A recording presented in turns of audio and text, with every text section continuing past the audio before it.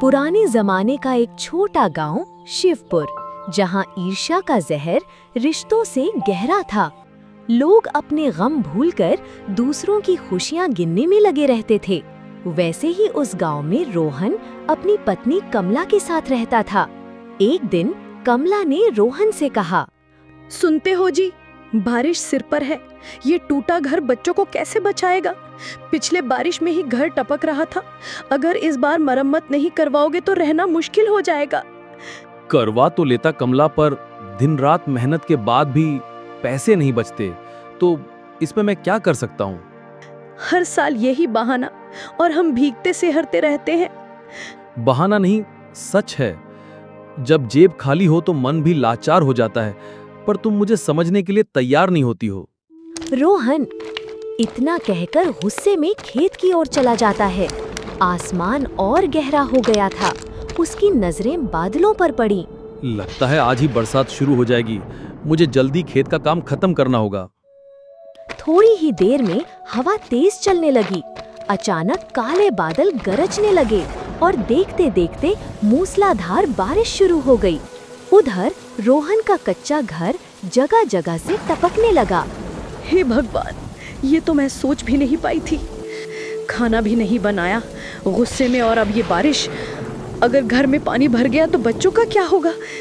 चलो थोड़ा बहुत बना देती हूँ, खाली पेट रहेंगे तो और मुश्किल होगी।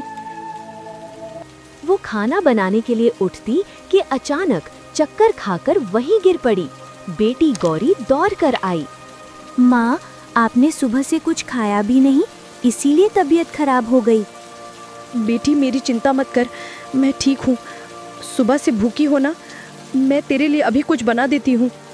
कमला ने उठने की कोशिश की, लेकिन बारिश का पानी अब छत से टपक टपक कर पूरे घर में फैल रहा था। वो बैठ गई। हाय मेरी किस्मत, मैंने रोहन से कितनी बार कहा था कि घर की मरम्मत करवा लो। अब देखो हम इस बारिश में कैसे रहेंगे और खाना भी कैसे बनेगा। कमला बीमार थी और पति से नाराज होकर सुबह से उसने कुछ खाया पिया नहीं था। गौरी भी भूखी थी। कमला ने फिर से कुछ पकाने की कोशिश की, लेकिन उसकी बिगड़ती हालत ने उसे कुछ पकाने ही नहीं दिया। बाहर बारिश के साथ ठंडी हवाएं चल रही थीं, जिससे उसकी तबीयत और खराब हो गई। अब मुझे ही कुछ करना होगा। मैं सुमन काकी से कुछ खाने को मांग लाती हूँ, जिसे माँ खाकर अपनी दवाइयाँ खा लेगी। नहीं तो इस तरह माँ की तबीयत और बिगड़ जाएगी। वो हिम्मत जुटाकर पड़ोसियों के घर मदद मांगने जाती है। सुमन काकी, मेरी माँ बहुत बीमार है, कुछ खाने को दे दीजिए ताकि वो खाकर अपनी दवाई ले सके। अरे तुम्हारे माँ बाप तो खुद मेहनत करते हैं, फिर भी एक वक्त का खाना नहीं जुटा पाते। जा, मेरे पास तेरे लिए कुछ नहीं है। काकी, उनकी तबीयत सच में बहुत खराब है। ऊपर से बारिश इतनी तेज हो रही है कि हमारे घर की छत भी टपक रही है। बस थोड़ा सा दे दीजिए। हमारे पास खुद खाने के लाले पड़े हैं, तुझे कहाँ से दूं? अब मैं क्या करूं? माँ को कुछ तो खिलाना होगा। वो एक और घर में जाती है। क्या हुआ? इतनी तेज बारिश में यहाँ क्यों आई हो? मुझे कुछ खाने को दे दीजिए, मेरी माँ की तबीयत बहुत खराब है। अरे हर बार यही बहाना, यही तो धंधा है तुम लोगों का। कितना भी हो, मांगने की आदत नहीं जाएगी। चल निकल यहाँ से। अरे पकौड़े तैयार हैं, गरम गरम आ जाओ और खा लो। काकी ने पकौड़े बनाए हैं, उनमें से 2 दे दीजिए मेरी माँ के लिए। इतना कीमती बेसन और तेल आता है, मैं पकोड़े बांटने लगूं? जा कहीं और मांग। इतना कहकर राघव अंदर चला जाता है। फिर गौरी बारिश में भीगी हुई अपने घर वापस आती है। बेटी, मेरी तबीयत अब ठीक नहीं लग रही। तुम भी बारिश में क्यों भीग रही हो? बैठ जाओ, मत जाओ, बाहर बहुत बारिश है। माँ, आप चिंता मत करो, मैं पिताजी को बुला लाती हूँ। नहीं बेटा, बाहर बहुत तेज बारिश है। ऐसे में तुम्हारी भी तबीयत खराब हो जाएगी, और मैं नहीं चाहती कि तुम्हें कुछ हो। तुम मत जाओ। नहीं माँ, आपकी हालत बिगड़ रही है, मैं पिताजी को जरूर बुलाऊंगी। इतना कहकर गौरी मूसलाधार बारिश में ही घर से निकल जाती है और चलते चलते खेत के पगडंडी पर से ही कहती है, पिताजी, पिताजी, माँ की तबीयत बहुत खराब है, चलिए ना। लेकिन रोहन अपने कामों में लगा रहता है और उसे गौरी की आवाज सुनाई तक नहीं देती है। तभी गौरी बारिश में भीगते हुए कांपने लगती है और गिर पड़ती है। तभी वहाँ पास से गुजर रहा एक बूढ़ा गणेश उसे देखता है। अरे, ये बच्ची तो गिर गई। बेटा, क्या हुआ? तुम यहाँ क्या कर रही हो इतनी तेज बारिश में? घर चली जाओ। काका, मुझे पिताजी को बताना है कि माँ की तबीयत बहुत खराब है, लेकिन वो सुनते नहीं हैं।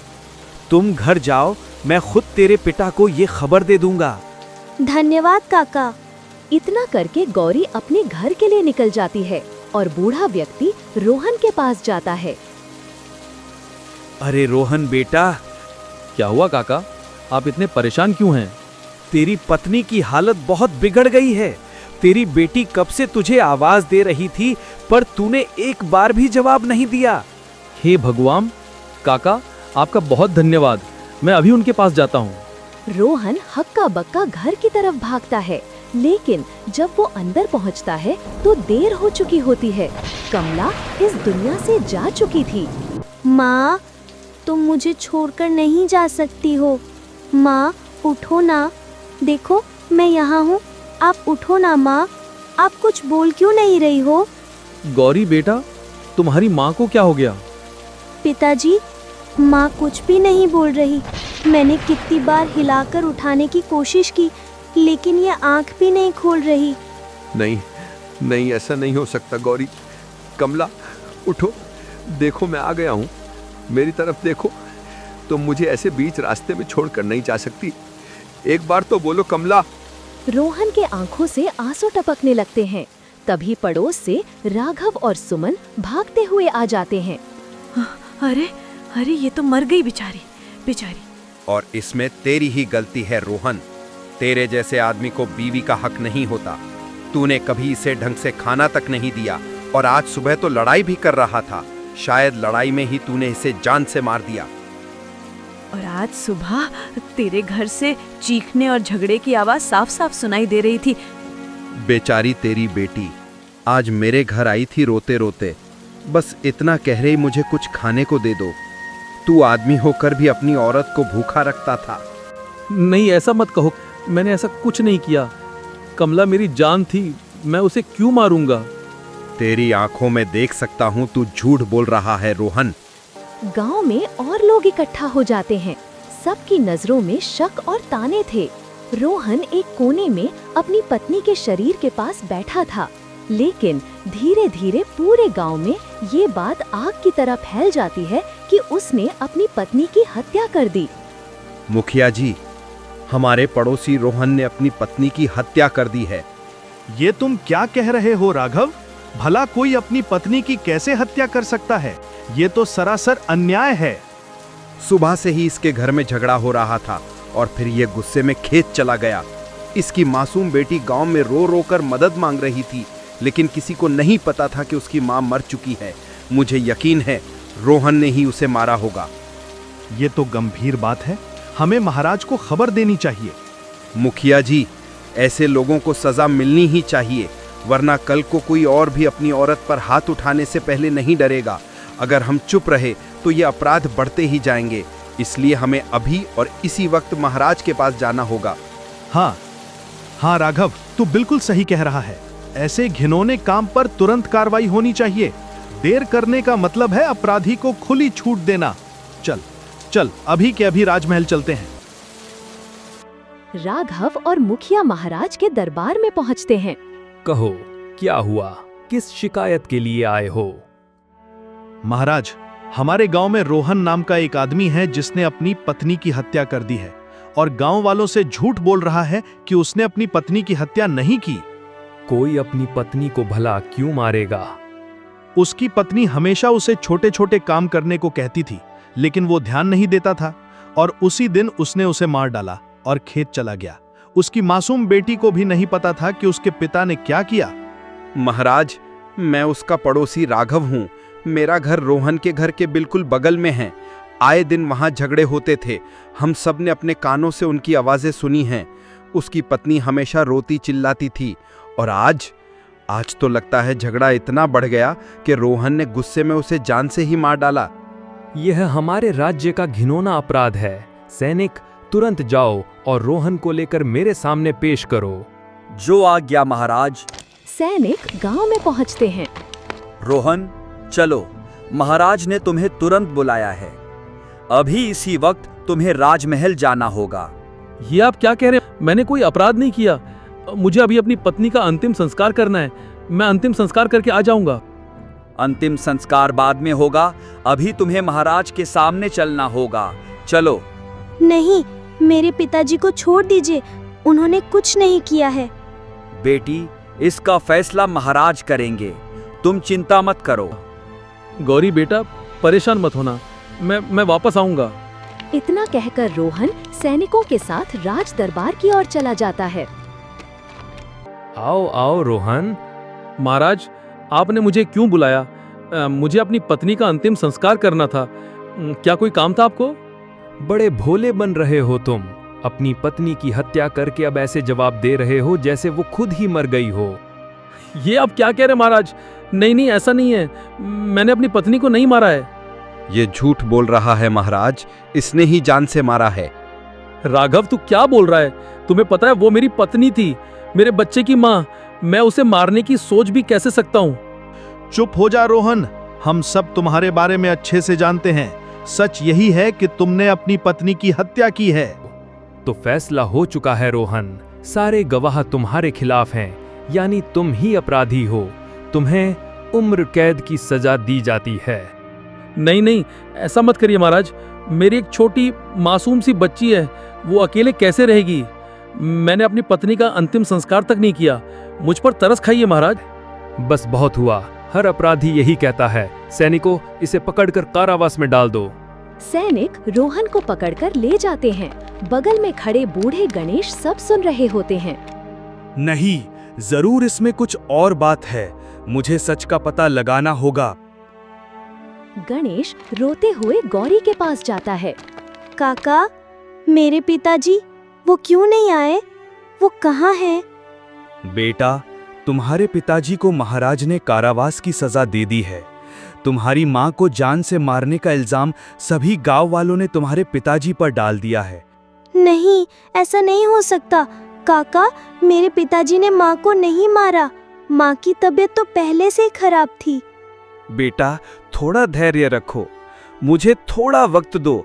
मैं तुम्हारे पिताजी को जरूर छुड़वाऊंगा। दिन बीतते हैं।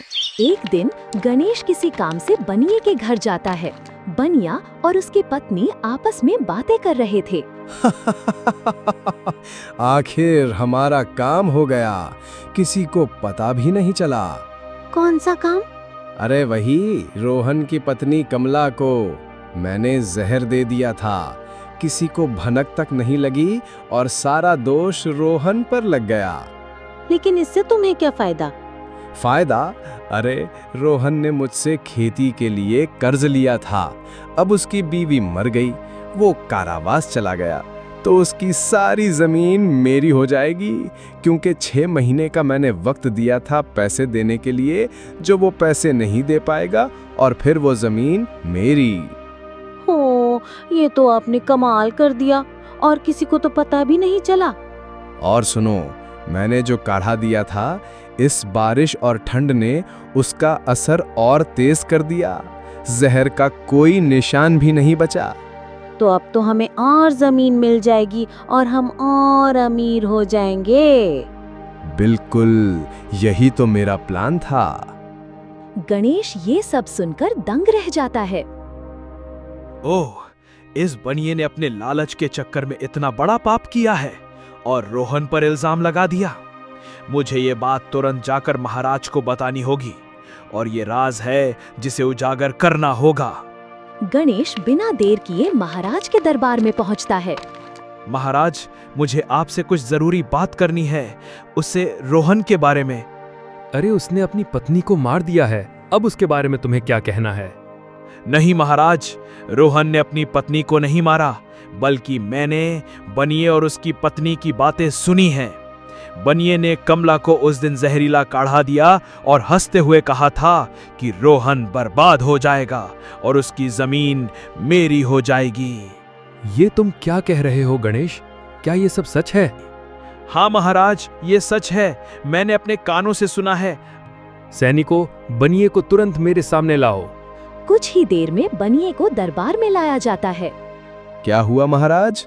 आपने मुझे दरबार में क्यों बुलाया? कोई आवश्यक काम था? सच बोलो, क्या तुमने कमला को जहरीला काढ़ा दिया था? महाराज नहीं, मैंने ऐसा कुछ नहीं किया। ये सब झूठ है। बनिया, मैं झूठ और सच में फर्क करना जानता हूं। अगर अभी सच नहीं बोला तो सजा और भी कड़ी होगी। महाराज, मैं कसम खाता हूं। बनिया, यहां तुम्हारे झूठ की कोई कीमत नहीं। सैनिक, इसे ऐसी सजा दो कि जुर्म कबूल किए बिना यहां से हिल भी ना पाए। महाराज, मैं कबूल करता हूं। हाँ, मैंने ही कमला को जहरीला काढ़ा दिया था ताकि रोहन कर्ज न चुका सके और मैं उसकी जमीन हड़प लूं। सैनिक, रोहन को तुरंत कारावास से रिहा करो। जो आज्ञा महाराज। बनिए की जमीन और संपत्ति जब्त की जाए और गांव के गरीबों में बांट दी जाए और बनिए को आजीवन कारावास की सजा दिया जाता है। महाराज, मुझे माफ कर दीजिए। मुझसे गलती हो गई। कृपया इतनी कठोर सजा मत दीजिए। गलती तुमने एक नहीं, दो जिंदगियों को बर्बाद किया। एक की जान ली और एक बेगुनाह को कारावास के पीछे डाल दिया। ये तुम्हारा लालच बहुत ही घिनौना है। तुम्हें आजीवन कारावास की सजा काटनी ही पड़ेगी। सैनिक बनिए को पकड़कर ले जाते हैं। तभी रोहन दरबार में आता है। रोहन, हमें माफ कर दो। हमने बिना पूरी जांच पड़ताल किए तुम्हें सजा सुना दी। ये हमारी भूल थी और हम इसे स्वीकार करते हैं। मंत्री जी, रोहन को कुछ धन दिया जाए ताकि इसकी आर्थिक स्थिति सुधर सके और ये अपनी बेटी के साथ सम्मान से जिंदगी जी सके। तुम्हारा भी धन्यवाद गणेश, तुमने मुझे एक गलत फैसला करने से बचा लिया। महाराज, ये तो मेरा एक नागरिक होने के नाते फर्ज था। तभी मंत्री कुछ धन लेकर रोहन के हाथ में देता है।